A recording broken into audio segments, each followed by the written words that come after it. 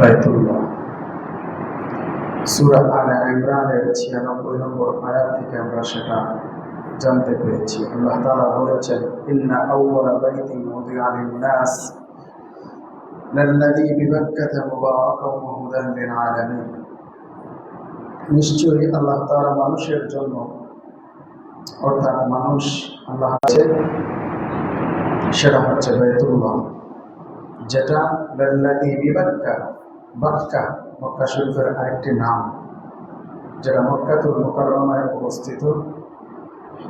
এই ঘর সম্পর্কে আল্লাহ তাআলা বলেন, মুবারাকান, এটা বরকতময়, ওয়া হুদান লিল আলামিন, এটা বিশ্ববাসীর জন্য হেদায়েত।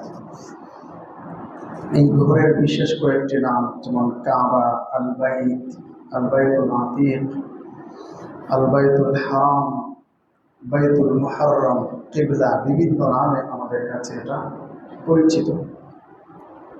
প্রসঙ্গত আমরা কিবলা পরিবর্তনের ইতিহাসও জেনেছি।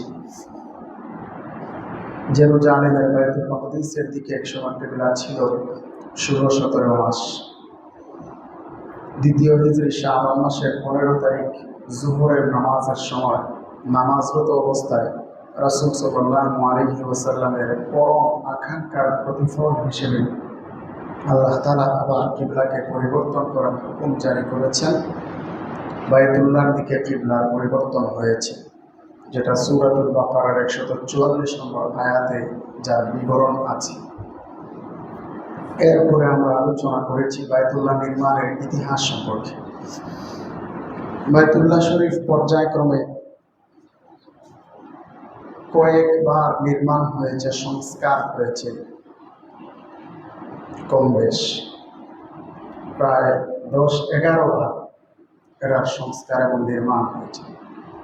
সর্বপ্রথম আল্লাহ তাবারাক ওয়া তাআলা বাইতুল্লাহ শরীফের নির্মাণ করিয়েছেন ফেরেশতাদের মাধ্যমে।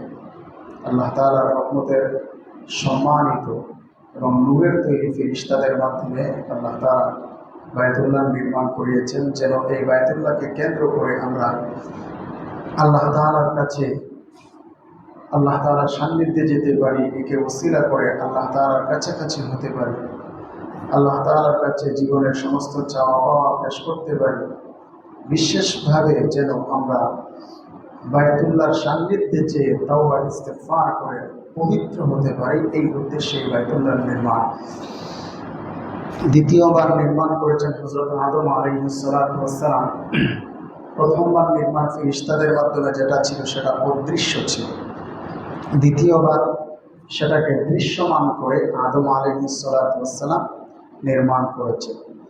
তৃতীয় নির্মাণ এবং সংস্কার করেছেন আদম আলাইহিস সালাতু ওয়াস সালামের সন্তান হযরত শীস আলাইহিস সালাতু ওয়াস সালাম। চতুর্থবার অন্যতম গুরুত্বপূর্ণ নির্মাণ হয়েছে, সংস্কার হয়েছে, পূর্ণাঙ্গ রূপ প্রদান করা হয়েছে হযরত ইব্রাহিম এবং ইসমাঈল আলাইহিস সালামের মাধ্যমে। এই প্রসঙ্গে আল্লাহ তাআলা পবিত্র কোরআনের সূরা বাকারার ১২৭ নম্বর আয়াতে আলোচনা করেছেন।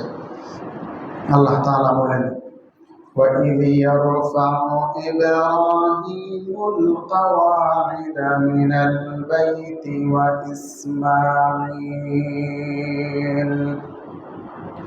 رَبَّنَا تَقَبَّلْ مِنَّا إِنَّكَ أَنتَ السَّمِيعُ الْعَلِيمُ। আল্লাহ তাআলা বলেন, হে নবী, আপনি স্মরণ করুন ওই সময়ের কথা, ওই বিষয়টি যখন আমার পয়গম্বর ইব্রাহিম এবং তার সন্তান ইসমাঈল দুইজন মিলে বাইতুল্লাহ শরীফের নির্মাণ করলেন, কাঠামো দিলেন, অবকাঠামো তৈরি করলেন, এটাকে পূর্ণাঙ্গ রূপ দান করলেন এবং এটা নির্মাণের পরে দোয়া করলেন, রব্বানা তাকাব্বাল মিন্না, হে আল্লাহ, হে আমাদের রব, এটি আপনি কবুল করুন। এখান থেকে একটা শিক্ষা, যে কোনো ভালো কাজ করার পরে, ভালো কাজ করলেই যে সেটা কবুল হয়ে যাবে এমন তো গ্যারান্টি নেই।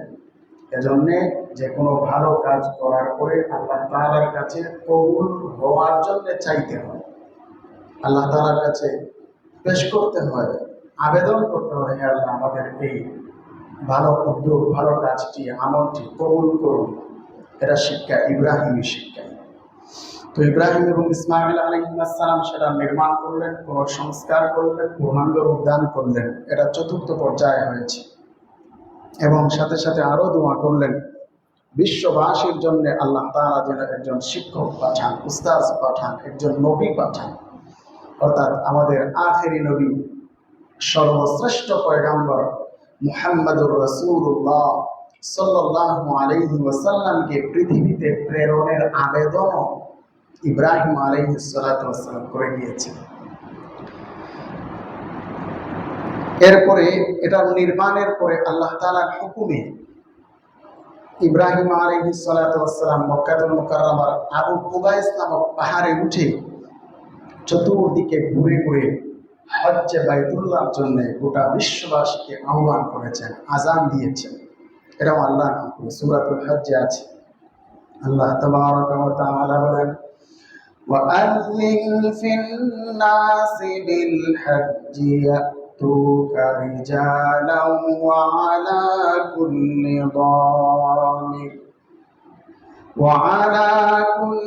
ضَامِرٍ يَأْتِينَ مِنْ كُلِّ فَجٍّ عَمِيقٍ।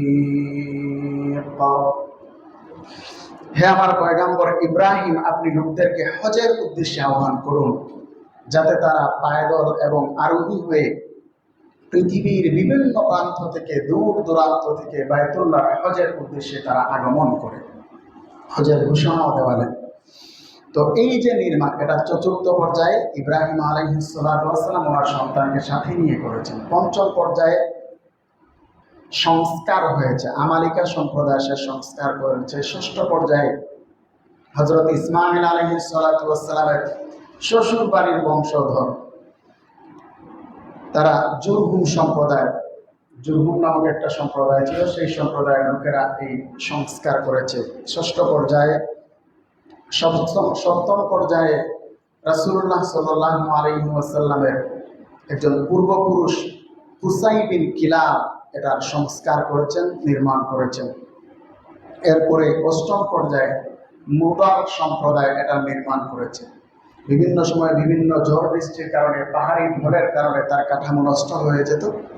এটাকে একটু মেরামত করতেন, ঠিকঠাক করতেন মুদার সম্প্রদায়ের লোকেরা। তারা খুব আদবের সাথে ভক্তি শ্রদ্ধা নিয়ে এটা করতেন। এটা অষ্টম পর্যায়ে তারা সেটা করেছেন। নবম পর্যায়ে রাসূলুল্লাহ সাল্লাল্লাহু আলাইহি ওয়াসাল্লামের নবুয়ত প্রাপ্তির 5 বছর পূর্বে, নবীজির 35 বছর বয়সে সেটা নির্মাণ করেছেন কুরাইশ বংশের লোকেরা। এবং আমি গত জুমাবারে বলেছি, কুরাইশ বংশের লোকেরা যখন সেটা নির্মাণ করেন তখন অবকাঠামোগত কিছুটা পরিবর্তন তারা করেছিলেন।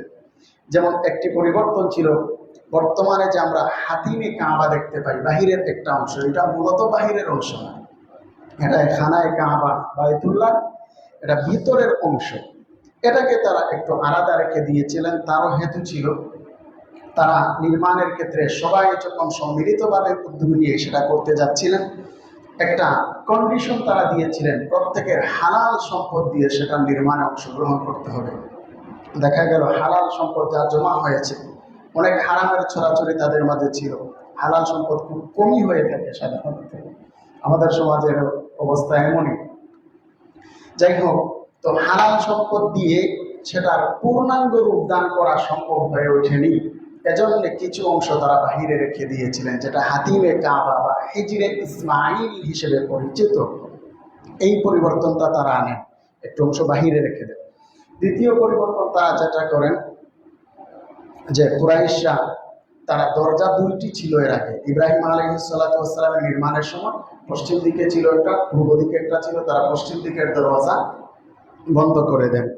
এরপরে 3 নম্বর পরিবর্তন তারা যেটা করেন, ইব্রাহিম আলাইহিস সালাতু ওয়াসসালামের সময়ে সেটা একটু সমতলে ছিল, একেবারে লেভেলে, যেমন সাধারণ মানুষেরাও সহজে সেখানে প্রবেশ করতে পারেন, এই উদ্দেশ্যে এটাকে সমতল রাখা হয়েছিল। কিন্তু কুরাইশরা যখন নির্মাণ করেন, তারা সেটাকে 7 ফুট উচ্চতায় নিয়ে যান, কিছুটা উঁচু করে দেন। এর আগে ইব্রাহিম আলাইহিস সালামের সময় বাইতুল্লাহ শরীফের উপরে কোনো ছাদ ছিল না, তারা সেখানে ছাদ দেন, পানি যাওয়ার জন্য একটা নালা দেন, যেটা মিজাবের রহমত হিসেবে আমাদের কাছে পরিচিত। তো কুরাইশরা যখন নির্মাণ করেন, এই যে পরিবর্তনগুলো তারা এনেছেন, এটা রাসূল সাল্লাল্লাহু আলাইহি ওয়াসাল্লামের মনের পবিত্র আকাঙ্ক্ষার বিপরীত ছিল। নবীজি সেটা চাইতেন না, কিন্তু পরিস্থিতির শিকার হয়ে সেটা করতে হয়েছে। সহিহ বুখারীর বর্ণনায় আছে, আম্মা জান আয়েশা সিদ্দিকা রাদিয়াল্লাহু আনহাকে নবীজি সে কথা বলেছিলেন যে আমার মন চায় এই ঘরের নির্মাণটা আমি আবার ইব্রাহিম আলাইহিস সালাতু ওয়াস সালাম যেভাবে করেছিলেন সেভাবে করতে মন চায়, কুরাইশদের এই সংস্কারকে চেঞ্জ করে, কিন্তু আমি সেটা পরিবর্তন করতে চাই না, ফিতনা আসতে পারে এজন্য। তো নবীজির দিলের আকাঙ্ক্ষা সেটা ছিল। তো বললাম নবম পর্যায়ে কুরাইশরা সেটা সংস্কার এবং নির্মাণ করেছে। দশম পর্যায়ে আম্মাজান আয়েশা সিদ্দিকা রাদিয়াল্লাহু আনহার একজন আপন ভাগ্নে বোনপো হযরত আব্দুল্লাহ ইবনে জুবায়ের রাদিয়াল্লাহু আনহু, তিনি যখন 66 হিজরিতে শাসন ক্ষমতা লাভ করেন, ইসলামের খিলাফত ফিরে আসে ওনার মাধ্যমে, তখন উনি খলিফা থাকা অবস্থায় আব্দুল্লাহ ইবনে জুবায়ের রাদিয়াল্লাহু তাআলা ওনার খালার কাছ থেকে নবীজি সাল্লাল্লাহু আলাইহি ওয়াসাল্লামের মনের আকাঙ্ক্ষাটা জানতে পেরেছিলেন। এজন্য তিনি ওনার খেলাফতকারে সেটাকে আবার ইব্রাহিম আলাইহিস সালাতু ওয়াস সালামের সময়কার যে অবকাঠামো ছিল সেটাতে ফিরিয়ে আনেন। কুরাইশদের করা সেই পরিবর্তনগুলোর মাঝে আবার একটা পরিবর্তন আনেন, অর্থাৎ পূর্বের অবস্থায় ফিরে আনেন।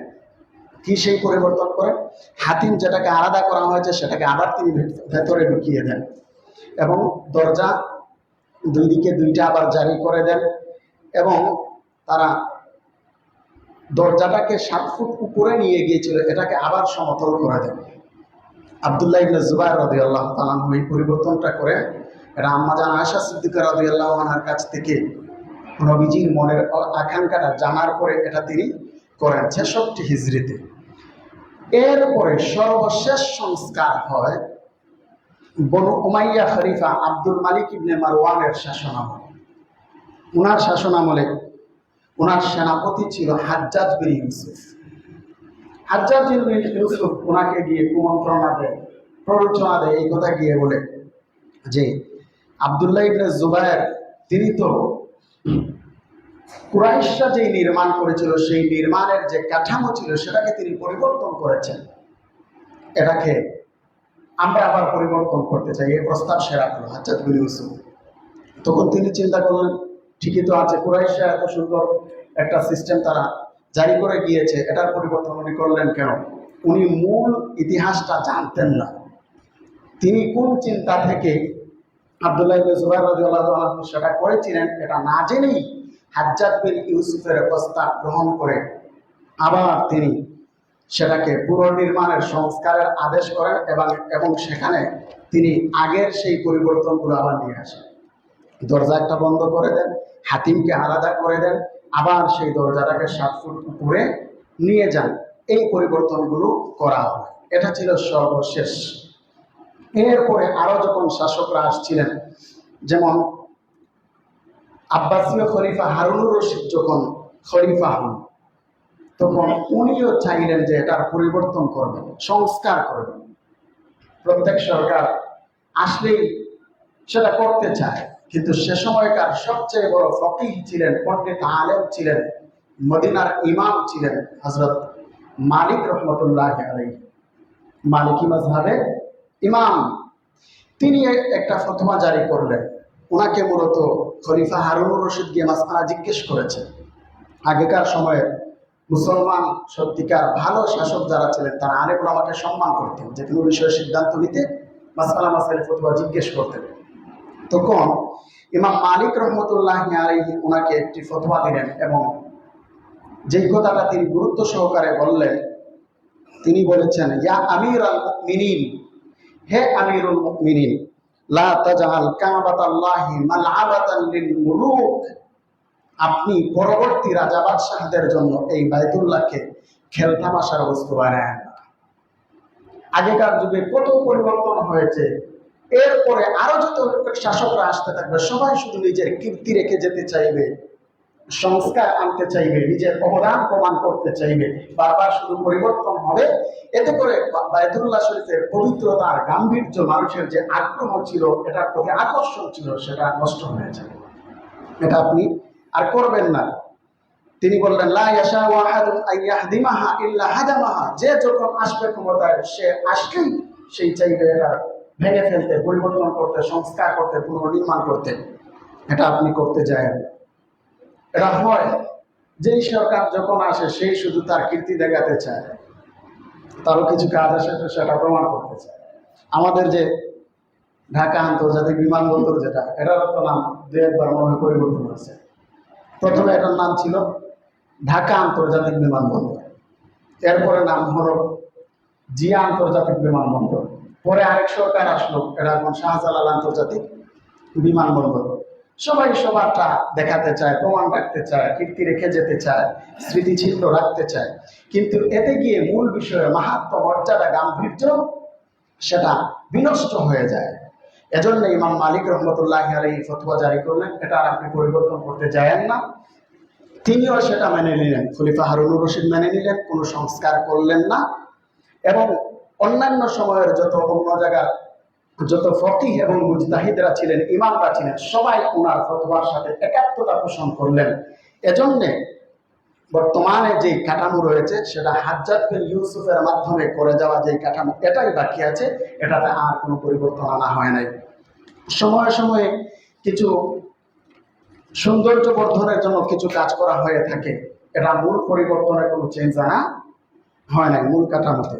তো যাই হোক, এই পর্যন্ত প্রায় 11 বার এটা পুনঃসংস্কার, নির্মাণ হয়েছে। সর্বপ্রথম ফিরিস্তারা এটা নির্মাণ করেছেন, অদৃশ্য নির্মাণ। এরপরে আদম আলাইহিস সালাম, এরপরে আদম আলাইহিস সালামের ছেলে শীশা আলাইহিস সালাম, এরপরে ইব্রাহিম আলাইহিস সালাম তার ছেলে ইসমাইলকে সঙ্গে নিয়ে, এরপরে আমালিকা সম্প্রদায়, জুরহুম সম্প্রদায়, কুসাই ইবনে কিলাব, এরপরে কুরাইশ বংশ, মুদার সম্প্রদায়, এরপরে আব্দুল্লাহ ইবনে জুবাইর রাদিয়াল্লাহু তাআলা নবীজির আকাঙ্ক্ষার প্রতিফলন করতে যে সেটার সংস্কার করেছেন। সর্বশেষ হাজ্জাজ বিন ইউসুফ উমাইয়া শাসনামলে সেটার পরিবর্তন করেছে। এই বাইতুল্লাহ, খানায়ে কাবা, এটা আমাদের প্রাণের জায়গা। এই বাইতুল্লাহকে অনেকেই অনেকবার ধ্বংস করতে চেয়েছে। বিশেষ একটা ঘটনা আমাদের কাছে পরিচিত, এটা সম্পর্কে পবিত্র কোরআনে একটি সূরাও আছে, সূরাতুল ফিল। একবার ইয়ামনের শাসক ছিল আব্রাহা। সে সানআ নামক নগরীতে সে আল কুল্লাইস নামক একটা গির্জা নির্মাণ করে। সেটার একটা হীন উদ্দেশ্য ছিল, সেটা ছিল যে গোটা বিশ্বের মানুষ বায়তুল্লাহর দিকে আকৃষ্ট, সবাই বায়তুল্লাহকে কেন্দ্র করে আল্লাহর ইবাদত করে।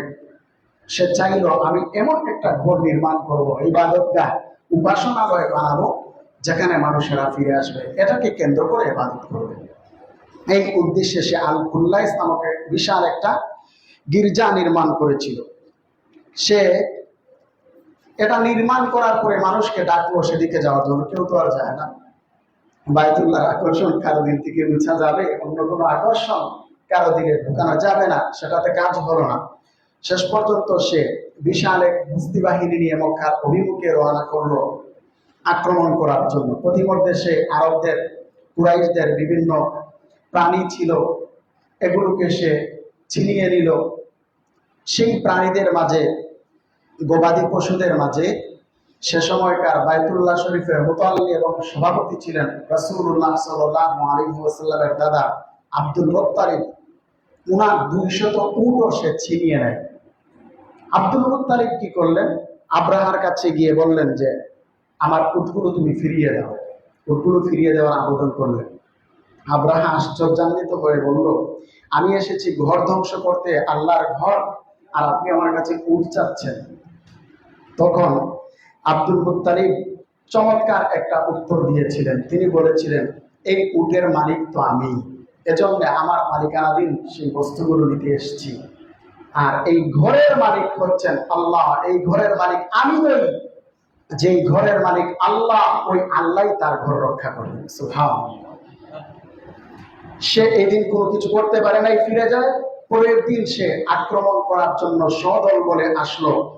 এসে সে তার আরোহণের উট ছিল আল মাহমুদ নামক একটি উট, সেই উটের পিঠে আরোহণ করছে, কিন্তু উটকে যতই সামনের দিকে অগ্রসর করতে চায় উটটা আর সামনের দিকে অগ্রসর হয় না, সামনে আসতে চায় না। সে বসে গেল।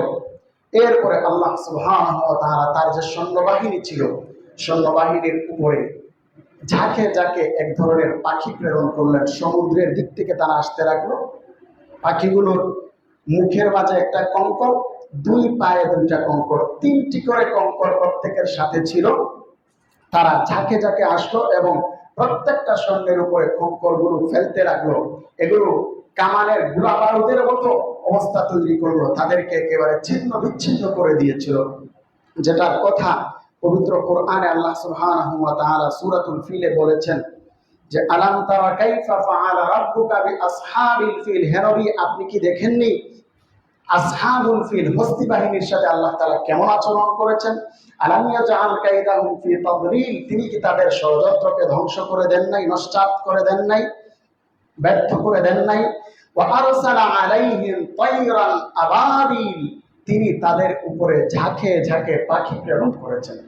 এখানে একটা ভুল সংশোধন করতে চাই। আমরা অনেকে এই পাখিগুলোর নাম দিয়েছি আবাবিল পাখি, এটা ভুল জানা। পাখিগুলোর নাম আবাবিল নয়। আবাবিল শব্দের অর্থ হচ্ছে ঝাঁকে ঝাঁকে। আল্লাহ তাআলা বিশেষ ধরনের পাখি ঝাঁকে ঝাঁকে প্রেরণ করেছিলেন। তো তারা কি করলো? তারমিহিম বিহিজারাতিন মিন সিজ্জিল। তারা তাদের টুট থেকে, দুই পা থেকে তারা পাথরে কঙ্কর নিক্ষেপ করছিল। আর কঙ্কর নিক্ষেপণের মাধ্যমে আল্লাহ তাবারাকা ওয়া তাআলা ফাজআলাহুম কাআসফিল মাকুল, ভর্ষিত ভক্ষণ করা যে তরুলতার মতো করে দিলেন, একেবারে ছিন্ন বিচ্ছিন্ন করে দিলেন। একেবারে ভুসি যেভাবে চিবিয়ে বানানো হয় একেবারে গুঁড়ো গুঁড়ো হয়ে যায় এমন করে দিলেন, নিঃশেষ করে দিলেন। ওই আব্রাহা বাদশার শরীরে একটা পচন রোগ ধরেছিল। এই রোগে শেষ পর্যন্ত সে আক্রান্ত হয়ে শেষ পর্যন্ত সেও ধ্বংস হয়ে গেল, মারা গেল। সেই বাইতুল্লাহকে মিটানো সম্ভব হয় নাই। মুহতারাম হাজিরিন, এই কাবা শরীফ, এই কাবা শরীফের আরেকটা ইতিহাসের ঘটনা, ঐতিহ্যের ঘটনা। এই বাইতুল্লাহর চাবির একটা ইতিহাস আছে। সেই ইতিহাসটাকে, এই বাইতুল্লাহ শরীফের চাবি একটা গোত্রের এবং বংশের লোকদের কাছে ছিল। সেই বংশের নাম হচ্ছে বনু তালহা বংশ। সেটা প্রায় ১৫০০ বছরের চমৎকার ঐতিহ্যপূর্ণ একটি ইতিহাস। সেই সময়কার চাবি যার কাছে ছিল বনু তালহা গোত্রের, তিনি ছিলেন ওসমান ইবনে তালহা রাদিয়াল্লাহু তাআলা, বিশিষ্ট সাহাবী।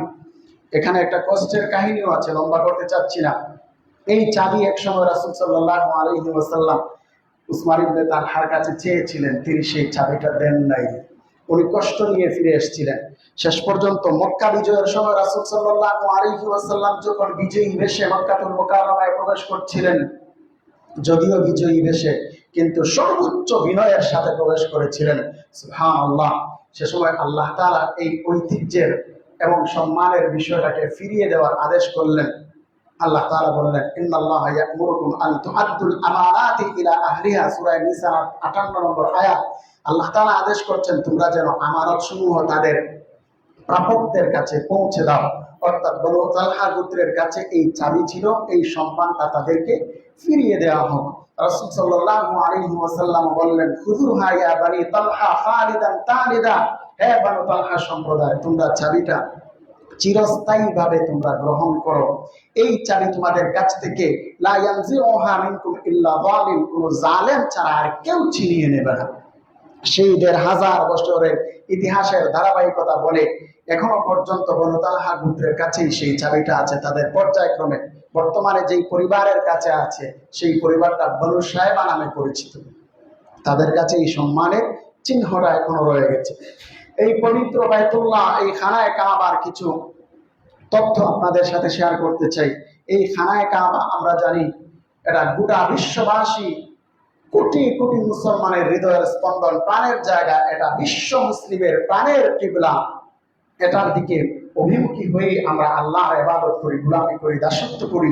এবং মুসলমানদের কোন সন্তান যখন মৃত্যুবরণ করে কবরে রাখার সময় আমরা কিবলামুখী করে আমরা মাইয়িতকে রাখি। এটাই হচ্ছে খানায়ে কাবা। এই খানায়ে কাবার গঠন এবং পরিমাপটা কেমন? এই খানায়ে কাবার উচ্চতা প্রায় ৫০ ফুট ১৫ মিটার তার ভিত্তি প্রায় 35 বাই 40 ফুট। ধূসর পাথর ও মার্বেলে তৈরি এই ঘরের কোণগুলো কম্পাসের প্রধান দিকগুলোর সাথে সামঞ্জস্যপূর্ণ। তাহলে এটা 50 ফুট উঁচু একটি ঘর। তার আরেকটি তত্ত্ব হচ্ছে তার মাঝে যে গিলাফটা লাগানো হয়, এই গিলাফটা অত্যন্ত দামি একটা গিলাফ। প্রত্যেক বছর মুহররমের 1 তারিখে, প্রথম মুহররমে এটা গিলাফ পরিবর্তন করা হয়, যেটা গিলাফের নাম হচ্ছে কিসওয়া। এটা পরিবর্তন করা হয়। এটার দাম 70 থেকে 80 কোটি টাকা ব্যয় করে এই গিলাফটা নির্মাণ করা হয়। 70 থেকে 80 কোটি টাকা। এটা তৈরি করতে প্রায় 670 কেজি রেশম প্রয়োজন হয়, 120 কেজি সোনা ব্যবহার করা হয়, 100 কেজি রূপার সুতা ব্যবহার করা হয়। সুবহানাল্লাহ। তার অভ্যন্তরীণ দৃশ্য হচ্ছে কাবার ভেতরে 3টা মজবুত কাঠের পিলার রয়েছে। এটা নতুন পিলার নয়, প্রায় 1350 বছরের পুরানো 3টা কাঠের পিলার আছে।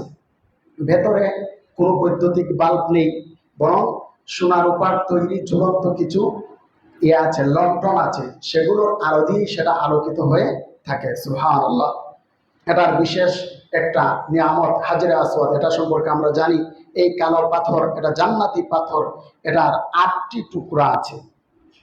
এটা মূলত কাবা শরীফের সেটা পূর্ব দক্ষিণ যে কোণটা, ওই কোণটাতে এই হাজরে আসওয়াদ স্থাপন করা আছে। মোহতারাম হাজিরিন, এরপরে দরজা এবং জানালা। জানালা তো এটাতে নাই, আমরা জানি। আর দরজা প্রথমে তো 2টা ছিল, বর্তমানে একটা আছে। তার দরজাটা 7 ফুট উপরে স্থাপন করা আছে এবং বিশেষ মার্বেল পাথর দিয়ে সেটা তৈরি করা। তার ভিতরে অদৃশ্য একটা সুগন্ধি তো আছেই, তাছাড়া তো প্রত্যেক বছর সুগন্ধি লাগানো হয়। ভৌগোলিক দিক থেকে এই খানায় কাবার অবস্থান অত্যন্ত গুরুত্বপূর্ণ। সেটা হচ্ছে এই খানায় কাবা বায়তুল্লাহ গোটা পৃথিবীর ঠিক মিডিলে এর অবস্থান। সুবহানাল্লাহ। চতুর্দিক থেকে সেই মধ্যকালে আল্লাহ তাআলা এই খানায় কাবাকে স্থাপন করেছেন। মুহতারাম হাজিরিন, এই বাইতুল্লাহ শরীফের ফজিলত বলেই আজকের আলোচনা শেষ করছি 1-1.5-2 মিনিট ইনশাআল্লাহ। এটার